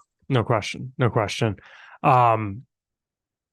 Moving, I guess, to the middle infield, I think that to me, Ian, seems like it might be the area, certainly the area of the most depth. I think that's without question when you look at, David Hamilton and Manuel Valdez as guys on the 40, moving down to AA where you have guys like, if you want to count Chase Mydroth as a second baseman, even though he played mostly third base in Portland. Obviously Brian Bonacy, obviously Marcelo Meyer, who's right now the top prospect in the system, goes without saying. Going down to Greenville, you've got Edinson Paulino, Cutter Coffee ended the end of the year there, although he spent most of the year in Salem. You draw Mikey Romero, who had pretty much a lost season injury-wise because of the back. And then you get down to Salem where you've got Luis Ravello and Marvin Alcantara and Nazan Zanatello. As I sneeze and the cat yells at me. Antonio Anderson, I guess, is a third baseman at this point, so maybe we'll exclude him. But I don't know. This is a very, very deep middle infield group, and it's a group that I wonder when they're looking to make deals this offseason if they try and dip into. And that's not even counting a guy like, Cedar Rafaela, who you could count as a shortstop and could certainly field the position. So it's a very, very, very deep group, it feels like, especially you look at the guys who are coming up from the DSL are led by two shortstops in Yoelan Cespedes and Franklin Arias. It makes sense that this is the group. I mean, they've invested heavily in the draft and in the international market. They're always targeting up the middle guys, and it shows. And I mean, this is the group I think you're going to be looking to deal from if you're looking to make a pretty big trade this offseason. And yeah, it's interesting to me how this is kind of going to shake out, especially at the high minors, because obviously you have Meyer. You have Nick York also. One of those guys. York, I didn't even mention. Geez. Yeah, of course. But like one of those guys, there's not enough room for both of them at the major league level with Trevor Story around. And Bonacy's in AA, and he's someone who probably is going to have to add it to the 40-man after the season, I would guess. Maybe not. You think they're going to add Bonacy? He's a tough one. He's a tough one to peg. If you added David Hamilton, I would say probably yes, just because Bonacy can really pick it. But Hamilton had that speed element that would make him more usable on a major league roster. Maybe Bonacy can play defense. If you can play defense, you can fake it. That's true. I mean, I would argue that I don't know. Well, yeah, it's a different conversation. We'll talk about the Rule 5 stuff later. Yeah. But I think that it was a mixed bag for the season, though, because, you had those guys moving up, but then you had guys like Mikey Romero had a really tough season. It was basically a complete write-off for him. Injury-wise, sure. Yeah. Oh, in the outfield, we didn't even mention Miguel Blaze. I know. I was going to get there, but he barely played this year, so he barely played at all. Yeah. But like Cutter Coffey's another one who had a really tough year. Marvin Alcantara was really good glove. Offense struggled. Same with Luis Ravello. So while you definitely have some guys with up arrows, I think you have some talented guys, who had the down arrow this year and will be looking to kind of reestablish their prospect stock heading into next season. Moving over to the corner infield, it's thinner as you would expect, but you do have some guys there. Obviously at the major league level, there's no need for corner infielder for some time, probably. I think Nico Cavadas came way down back to earth this year. He kind of, we said he would need to be tested in Double A, and he's kind of, he'll hit the ball really hard, but there's holes in the swing. So he kind of, came back into the pack. Moving down, you've got Blaze Jordan is really the headliner of this group. Mostly played first base this year. A lot of that in deference to the players he was with on those rosters. It's tough to get him time at third when he's sharing an infield with, Meyer, Mydroth, and Bonacy, and Paulino in Greenville. But it's weird, you look at like some of the levels, like you're playing outfielders at first base. First base just doesn't seem like a position that they've got a lot of depth at, which is probably fine. But like I'm looking at the Salem and Greenville rosters, and neither of them had a true first baseman at the end of the year. Maybe you want to call Lionel James a true, corner infielder at least, but they're trying to keep him at third. Antonio Anderson's probably the other headliner here at third base, but not a particularly deep group. But again, it seems like it's the middle infielders are playing a lot of third base as well as part of that. Yeah, I think they're not prioritizing drafting the guys who are going to be first base exclusively or third base only. Mm-hmm. You're looking for position versatility, you're looking for athleticism, and those guys usually aren't going to be playing third base or first base. So it makes sense that that's not one of the deeper positions in the org. But as you said, Blaze Jordan had a really good year in Greenville, struggled a little bit in Portland, but he was also 20. Like, he's super young. We'll see what he does next season. That'll be a better test. Sure. Yep. And then, as you said, moving down the rankings, like I don't even count Anderson because he barely played. But, guys like Steven Scott hit really well. But like, what is he? He's not a great catcher. We can't really catch. He's got a good bat, though. What do they do with him? Do they try him first base more? Maybe try sprinkle a little left field in there, something like that. Yeah, he played a decent amount of first base in Worcester, which is interesting because he played none in Portland. But they got him up there, and they wanted to give Ronaldo Hernandez some run behind the plate. So he did DH and play first base a decent amount up there because he was hitting the ball. I mean, it's interesting. I think though. Oh, sorry. Go ahead. No, the other thing I was going to say is, like, is Cutter Coffey going to get more time at third going forward too? I mean, he got a ton of time at short this year. They'll certainly keep giving him reps at short, but when he's sharing rosters with Paulino and maybe Bonacy or something, like, is that, how do you handle that? I also think with third base too, you had some of the guys heading into the season who there were pretty high expectations for, had kind of disappointing seasons. I'm thinking like Matthew Lugo, Frelly Encarnacion. Yeah, well, Frelly just didn't play, basically. Like, yeah, but when he did, and when we saw him in spring training, he didn't look good. It was Let's very be honest. It was very it was rough. And Lugo he just had a rough year all around. And I think that's what we've seen, like Blaze Jordan similarly. It's that adjustment to Double A is hard. And Lugo had the type of profile that was kind of a free swinger, inconsistent approach. That's the type of stuff that can be exposed at Double A, and it definitely did get exposed this year. So I think this is a pretty big offseason for him to go back and kind of work on things and try to come in next season better prepared for the caliber of pitching he's going to be facing. Exactly. Sure. And then I guess moving finally. I guess we never talked about I never mentioned who the All-Stars were. So the infield All-Stars were Blaze Jordan at first, Nick York at second, Chase Mydroth, at third, and Yolan Cespedes winds up being the shortstop All-Star because, again, this is best year. Obviously, Meyer struggled because he had the shoulder injury all year. Bonacy could have been the pick, but he kind of came back to earth a bit down the stretch.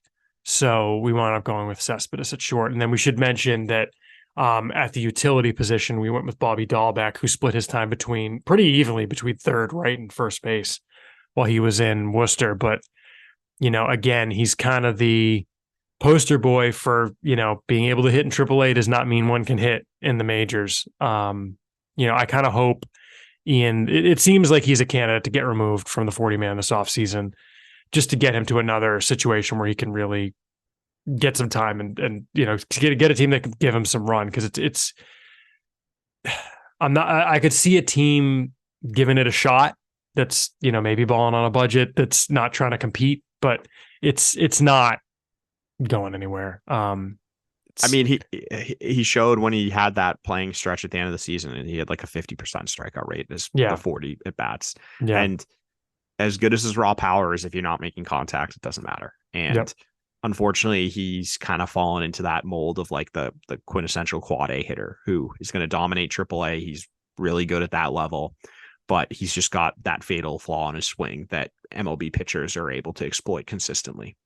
And you can't write off someone like him. Obviously, maybe he goes out in the offseason, works on some stuff. We've seen guys make that jump, but it's the time is kind of running out with him, as you said. And I think it was telling that he only made it up when Casas was down. He wasn't in consideration at the beginning of September for a call up, and they obviously were trying to trade him, and there just wasn't a lot of interest around the game. And his call up seemed like a reward for going down to Worcester and, they also, they had to call someone up for Casas. Like there was no one else to call up.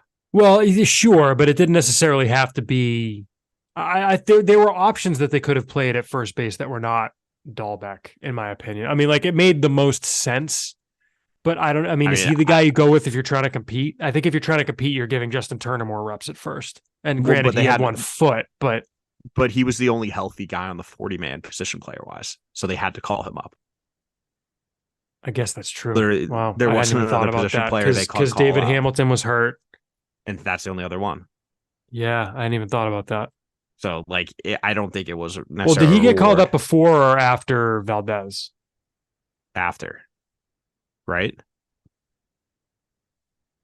Valdez got called up on the 22nd. He got called up before. And he got called up. So that's what I'm saying. They could have called up Valdez, but Valdez off of the... But there's also no one to play first base if they do that. Well, again, you can play Justin Turner there. No, but I'm saying they don't have a backup first baseman. Turner could barely walk at that point. Right. No, I know. But I'm just saying, you could have... Adam Duvall can play first base, and he wasn't playing every day. I don't think has he played a game at first base this year? Not this year. This year he didn't. But I'm just saying he's played it in the past, and you're literally playing it if you're trying to get your best bats in the lineup, I don't know that you're playing Bobby Dahlbeck over Adam Duvall. Well, no, but I also don't think you're playing someone who hasn't played a position the entire season at first base. I think you have to call up Dahlbeck because you need someone who can play first base also, and third base, frankly, too. Yeah, fair. Well, they had Pablo Reyes who could play third, but whatever, that's fine. Fair enough. Okay, catcher, our Sox prospects all-star, and I already mentioned the small sample size, but I think it just couldn't be ignored, was Kyle Teal. Just with what he was able to do there. Granted, Nathan Hickey had a great year in Portland, but Teal was just such a revelation that it was enough to sway the voters. Catcher Ian, certainly best catching prospect they've had since Blake Swihart in Kyle Teal. That's pretty much irrefutable, I think. But Nathan Hickey is a good number 2 guy, I think, for behind the dish, and they've got guys lower down. In Johan Fran Garcia, who actually, I think we have as the second ranked catching prospect in the system. So I should say him, and then a bunch of kind of interesting guys, and, Enderso Lira and some of the guys in, the DSL had a really good catcher group this year. Brooks Brandon had pretty much a lost year with injuries. I was kind of surprised. He only got 30 at bats or something. So a lost year for him, but, it seems like a pretty decent group of catchers. I don't know if that's your takeaway or not, but maybe a little bit of a gap in the mid minors there. Once Kyle Teal went up to Portland, it left Greenville pretty barren with Ronald Rosario and Matt Donlin. And I think the ship has kind of sailed at this point with Ronaldo Hernandez. And like you said, I don't know if Steven Scott is a catcher or not, but you don't need to have 7 catching prospects, right? I think the top 3 they got is a nice top 3. No, and I think just adding Teal to the system is just so important. I can't believe it played out like it did, because he's someone I frankly think could be up in the majors by the end of next season. And sure, between him and if you're telling me that him and Connor Wong are the Red Sox catchers for the next 5-6 years, makes a ton of sense. That's a great duo to have. So, Teal is obviously massive. You need that anchor at the catcher position. He's clearly the piece of potential everyday guy. Starting caliber catcher. So to have someone like him in the system is huge, because when you go beyond him, I think Johan Fran Garcia's defense is underrated. I think he's actually a pretty good defender. He's obviously just far away. Whereas Nathan Hickey, I think Hickey can really hit, but I'm not sure. I don't think he can catch. I don't know if he's a catcher. Or if he can, he's someone, maybe you play there once a week at most. So, I'm interested to see, frankly, if in the AFL he plays some other positions. Maybe they try him in the outfield would be what I would be most interested in. Yeah. But yeah, I mean, beyond him, it's a lot of guys who are either super far away or have a lot of questions about their positional or their long term position. So adding Teal to the system, I think, was just such an important development for them over the course of the season. Mm. So I guess what's your big picture takeaway from the system this year, Ian? I think to me, there's more positive than negative. I think they had a lot of guys take steps forward, thinking about Roman Anthony, thinking about guys like, Mo Negro, thinking about what Perales and Wickham and Gonzalez were able to do. It's not a huge jump forward, but it is a step forward for them. Certainly some guys took steps back. You look at the Matas and the Matas of the world and trying to think of other guys. I mean, I guess, Paulino winds up holding steady, but Nick York having a healthy season, Rafaela having a really good year. More pluses than minuses, a good draft, a good international class. We've talked about it in the context of Bloom, but the system is stronger. The state of the system is stronger than it was after the season than it was coming in, I think. Oh, yeah, definitely. I mean, the fact they have 2 top 25 guys now. They didn't have that coming in the season. At the end of the day, star power matters. And they have 2 guys who I would have a 60 on potentially. So it's like, that alone right there is the most important development of the season, frankly, in my opinion. Obviously, I think that the top 6, I would say I like Nick York. I think he had a very good year. Still unsure what his like long-term value is, but I think the top 5, 6 is in a really good spot. I think that next tier is pretty soft. The like 7 to 12, 14, 15. They could use a little more depth there, but then I think again, it kind of like it flattens out where I think that, you can get down into the 30s and there's still even the 40s and there's still guys I like. So I think they have a lot of guys. It was a really good season in developing depth, but I think that they're still, they still need some guys to take that step forward to get up into that higher projection tier in order to be one of the top 5 systems in baseball, in my opinion. For me, they are more like a 8 to 10 range than a top 5. I agree. The fact that multiple outlets have called them, like, what did BA put them at? Did BA put them in the top 5? I think they had them at 5 and someone else had them at 3, or they might have 3 was Fangraphs using the pure quantitative analysis. It's just because they have a ton of guys. Yeah. But I would have them maybe not 8 to 10, maybe 7 to 10, 6 to 10. I'd have to. I mean, it's tough to get very minute without like looking at every other system. The process. Yeah. But what it feels like, this does not feel like a top 5 farm system. No, because and I think for me, it's you have. The way it would have been there for me is if Blaze had established himself as a top 25 guy. That was a huge. If you have 3 of the top 25 guys, then that's just massive. Mm-hmm. But Blaze took he's just stuck. Like we don't know what to make coming in the next season because you can't take anything away from it because he played hurt and then obviously was out for the year. So I think that heading into next season, they're in a really good spot. And the question is, are any of those guys from the Blaze, Rafaela, Teal, York tier going to make that jump to being, a top 25, top 30 national prospect? And then beyond that, who is going to step up and, kind of solidify themselves as like a potential everyday guy or potential, starting pitching prospect or late inning reliever? Because they have a bunch of guys who you can put like soft MLB grades on, but you kind of need to see some guys take that next step in order to fortify their positioning and their future projection. I think it's very possible that like mid to late next year, we're going to see like the peak of this wave of the system. Oh yeah, it's definitely going to start going down because once you start winning and once you start graduating guys, that's exactly because you're going to start dealing some of these guys and, Meyer, Rafaela, Anthony, Teal could all have graduated by like mid 2025. Or at least be close to graduating, like end of 2025. If everything goes right, all of those guys have graduated. If not, to add guys like York and Wickelman. Ideally, next year you're gonna have a top 10 pick, or this coming year, hopefully, top 10, top 12 pick. But after that, they want to be picking in the 20s again. Yeah, exactly. So, exactly. You want to be, down there. And I think the biggest wild card to me, and the one I'm gonna have to. Willie Abreu is a fascinating case, and we talked a lot about it earlier. And because I was just talking to like people around the game about him, and there's a wide range of opinions on him. There are some people who think maybe he is an everyday guy, and there are others who are like, no, he's a platoon bat. He's maybe a bench outfielder at best. Yeah.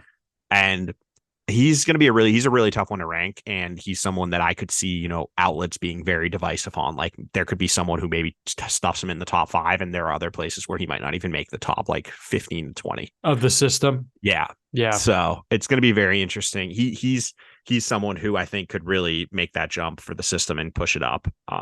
If he can, shows that what he did at the end of the season was legit. But then he'll have graduated by the time that happens, actually. So maybe he won't. Right. Exactly. All right. Shall we move on to emails? If you want to send us an email, send it to podcast@soxprospects.com, because we want to talk about what you all want to hear about. Our first email is from Daniel Ian, and he says, I've only ever played outfield throughout high school and college, so I may be asking a dumb question, but isn't first base easier than third?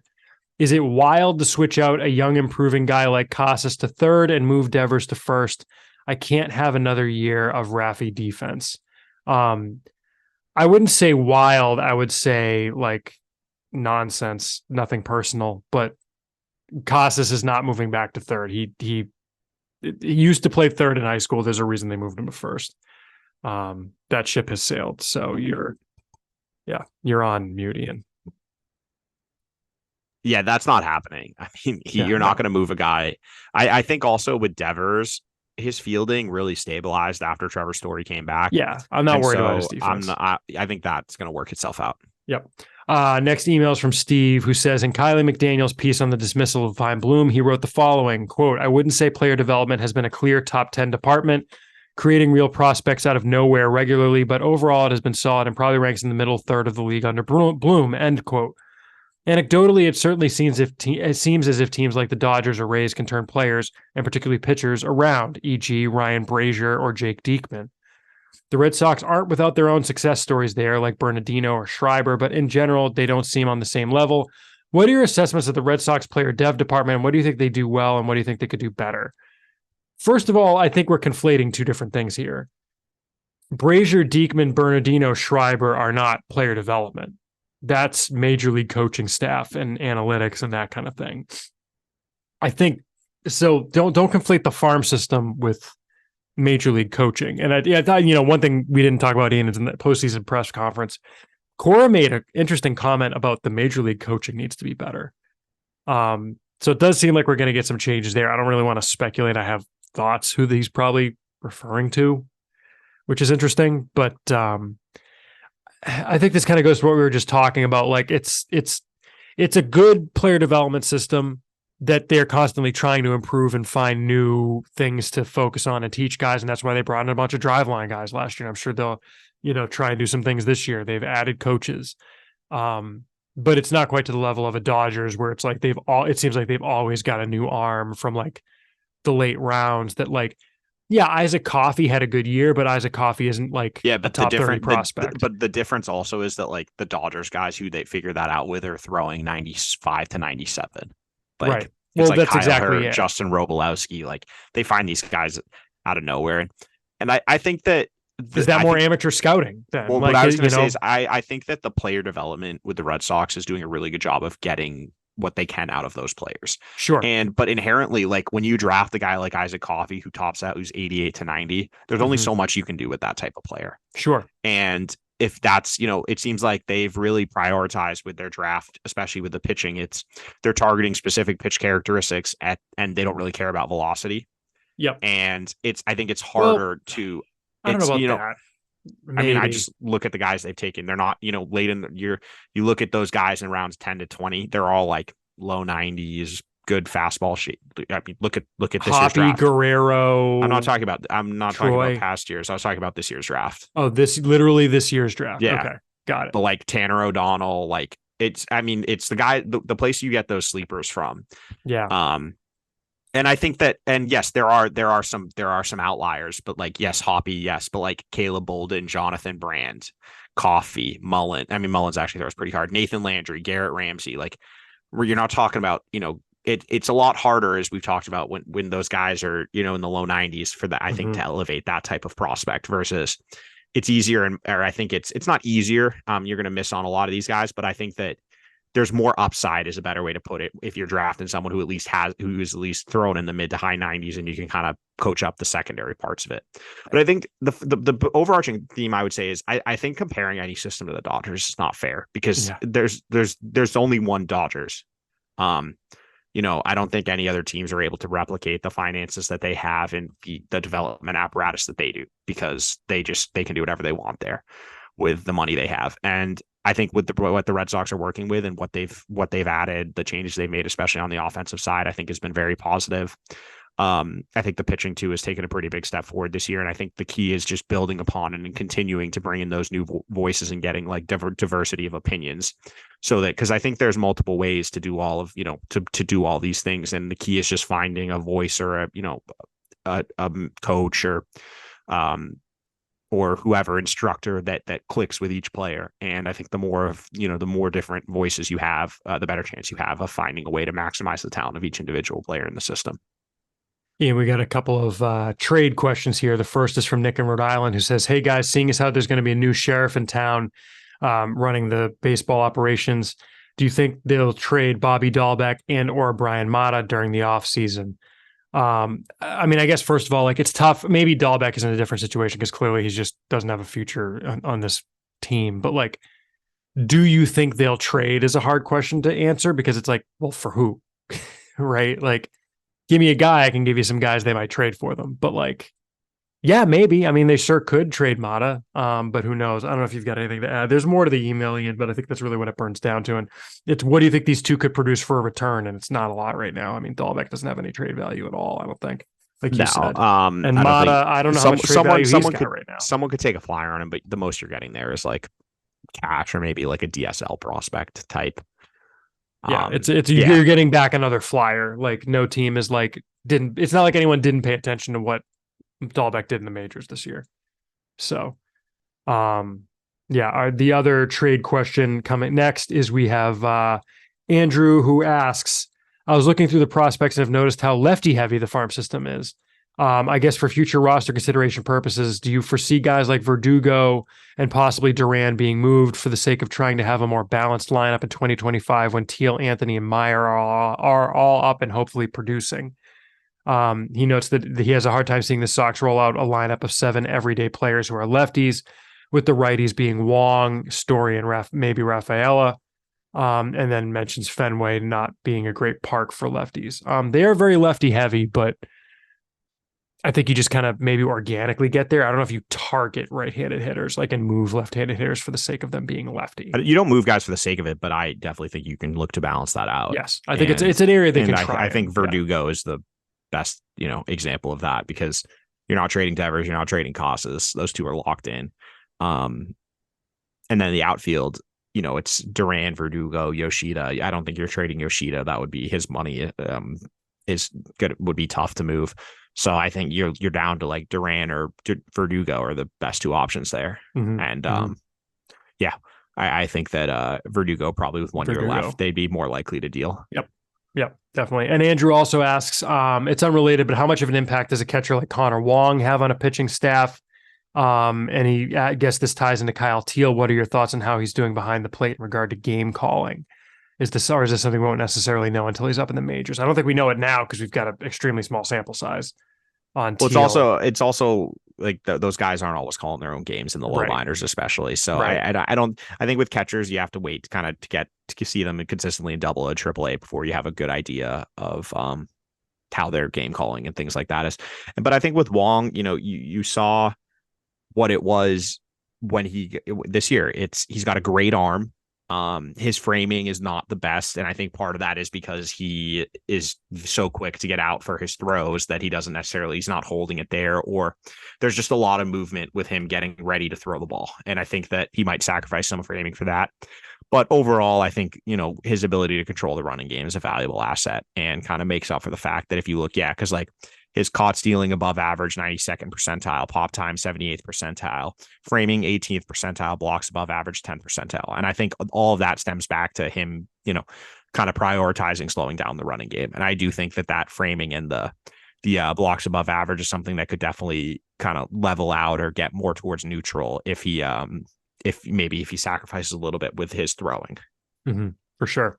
Our next question comes from Al Mendel, our Patreon supporter, who says, are there any right-handed hitting free agent outfielders you would rather see the Red Sox sign for 2024 instead of Adam Duvall? I don't have any top of mind, and we'll look at free agency. I haven't looked at the list. Well, I don't ignore the trade market, I think, is the other thing I would add to that. But yeah, I'm with you. I haven't really looked yet.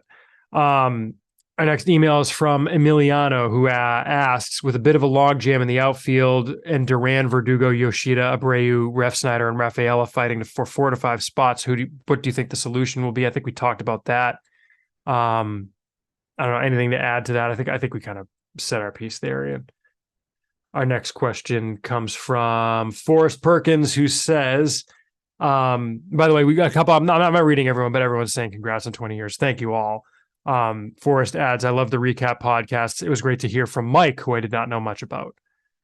His question was, this is actually kind of funny, and I don't know if you noticed this. David Hamilton was named the Red Sox minor league defensive player of the year, and Rafaela was their base runner of the year. Did they mix them up? LOL, but seriously, was that a surprise to you? Are there a couple other players you would have put forward for those awards? In the past, you haven't been very high on Hamilton's defensive ability or Rafaela's base running. It did almost seem like they swapped them, although that's certainly not what they actually did. No, I don't think he was seriously saying that that's what he thought happened. But also, I do wonder if maybe it was like with Hamilton. I do think he improved defensively this season. Sure. And Rafaela did steal a ton of bases, so at the minor league level, he was pretty good with that stuff. They do always. You got to keep in mind here when it's coming from the team, it's not necessarily like literal best. It's kind of like, we don't know. We want to give an award for this. Well, that's to say we don't know the criteria, honestly. Like, it's not like they're telling us this is what we're looking for. So, yeah. Well, and it's not even criteria. It's just kind of like they have used this to like reward guys, and it's like it's a development tool. Like they've named like 1 year Ryan LaVarnway was their defensive player of the year, and like he wasn't a particularly good defensive catcher, but it was clear that they were happy with the work he put in and the improvement he had. So that's part of why he got that award, right? And it's also like they're also not going to give that award to a guy who's like, you know, the best defensive player might be some like guy who's usually on the bench in, you know, one of the lower levels, but he's not got any real kind of major league future, so he's not playing every day. They're obviously not going to give it to that guy. So again, they take the team awards with a huge grain of salt. I don't think they're completely worthless, but like, by any stretch of the imagination, it's a cool thing for a guy to win, but it's like, it's not, don't take it with a grain of salt. Take it with a huge grain of salt. It doesn't mean that David Hamilton is a better defender than, say, Don Rafaela. It means they wanted to give him the award for minor league defensive player of the year. So I think that's a fair way to put it. So again, thank you all for your emails. And with that, Ian, I think we'll wrap it up. We want to thank you all for listening. We want to thank you all for your support on patreon.com/SoxProspects. We want to thank you all for following us on the social media platform formerly known as Twitter. You can follow Ian at Ian Cunnell. That's IANCUNDALL. You can follow me at SP Chris Hatfield. You can follow the site at Sox Prospects on Twitter and Instagram. Shout out to our Patreon supporters at the $5 level. And for this episode, we want to thank our new Patreon supporters at that level, Jeff and Carl Mayer, who spells his name differently than Marcelo, so there's no relation. But we also want to thank Andrew K., Jeff Harwood, Dusty G., Michael Murphy, Pavel, Jordan Shabbat, Jeffrey Scruggs, Nicholas Staropoli, Mike Kawano, and Chris Bollier. Thank you, everyone, for your support. We'll be back in your eardrums. So thank you to the Ludlow Thieves for our intro and outro music. We'll be back soon to talk about, end of the season, maybe looking forward to the off season. And rankings will be coming up in November-ish, probably, I think is the current plan for our end of season rankings, Ian. So we'll get those out to you then. Till then, thank you all for listening.